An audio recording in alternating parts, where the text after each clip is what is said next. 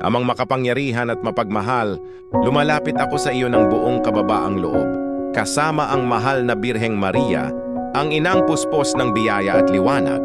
Sa kanyang halimbawa ng pananampalataya at pagsunod, naway matutuhan kong ialay ang aking sarili sa iyong banal na kalooban. O Maria, mapagkalingang ina, ikaw na pinili ng Diyos upang maging ina ng aming Panginoon. Ikaw na nagtiwala kahit sa gitna ng hirap at pangamba, pakinggan mo ang aking mga panalangin. Ialay mo sa Diyos ang aking mga hinaing, ang aking mga pangarap, at ang aking mga pangangailangan. Sa mga oras ng aking pagdududa, patatagin mo ang aking pananampalataya. Sa mga sandali ng aking panghihina, palakasin mo ang aking loob. Sa tuwing ako'y naliligaw ng landas, akayin mo ako pabalik sa iyong anak.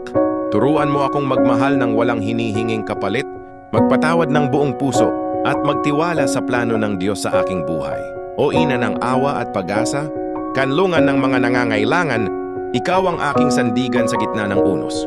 Takpan mo ako ng iyong mapag-arugang kamay at ilayo sa kapahamakan at tukso. Ipanalangin mo ako sa iyong anak na si Hesukristo upang ako'y patuloy na tumanggap ng kanyang biyaya at pagpapala. Naway ang aking buhay ay maging handog ng pasasalamat sa Diyos. At sa bawat araw, matularan ko ang iyong kabutihan, kababaang loob at wagas na pagmamahal. Samahan mo ako sa aking paglalakbay hanggang sa makarating ako sa piling ng Diyos sa langit. Ito ang aking dalangin, kasama ka o mahal kong ina, Ken, magpakailanman. Amen.